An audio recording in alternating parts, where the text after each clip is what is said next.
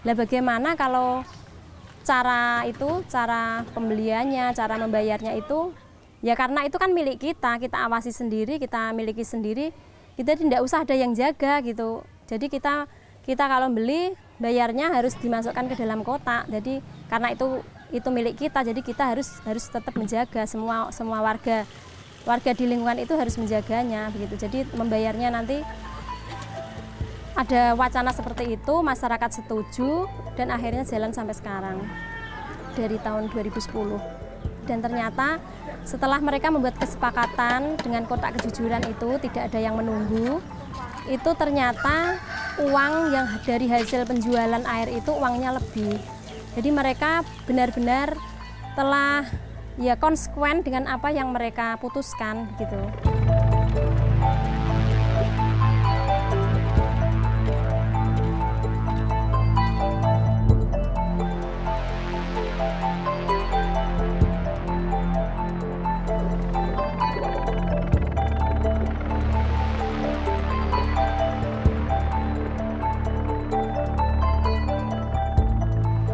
Awalnya Sungai Juwana ini terbentuk dari ledakan yang terjadi di Gunung Muria pada 160 tahun sebelum Masehi. Karena ledakan ini dan juga sedimentasi yang terus-menerus, akhirnya selat ini akhirnya menyatu dan terbentuklah Sungai Juwana. Lama-kelamaan daerah di sini ini kemudian menjadi desa-desa dan salah satunya adalah Desa Babalan. Karena sejarah desa yang seperti itu, maka tidak heran kalau setiap tahun di wilayah-wilayah ini selalu tergenang banjir setiap tahun. Dan hal ini juga berdampak pada sumber air yang ada di wilayah sini, karena di sini ini awalnya merupakan selat, jadi akhirnya airnya juga asin di sini.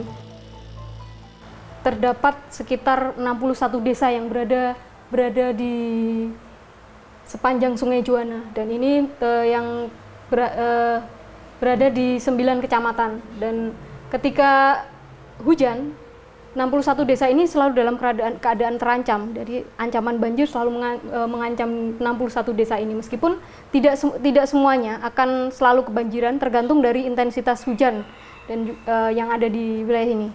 Kehidupan sehari-hari dalam arti yang berkaitan. Awalnya kita di sini ada beberapa pilot project di desa-desa itu, salah satunya adalah Desa Babalan.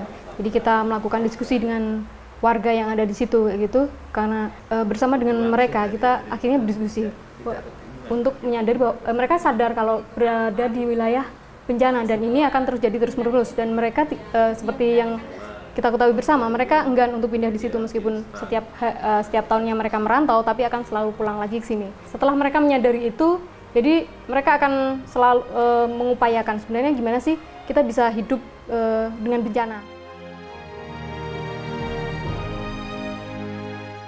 Dan kita harus berupaya untuk bisa keluar atau selamat lah istilahnya dari bencana, dan kita harus tetap menjaga kegotong royongan, kesetia kawanan dengan teman-teman, walaupun kita itu terkena musibah banjir itu.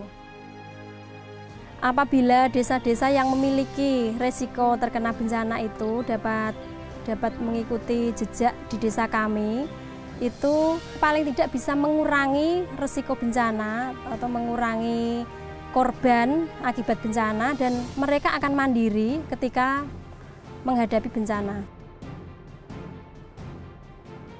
Kau datang tak dijemput, pulang tak diantar. Kau datang tiba-tiba, membuat resah hatiku. Kau merusak kediamanku, merusak padi-padi orang tuaku semuanya. Namun semangatku takkan pudar, karena gigihnya ayah dan ibu menghadapi dirimu.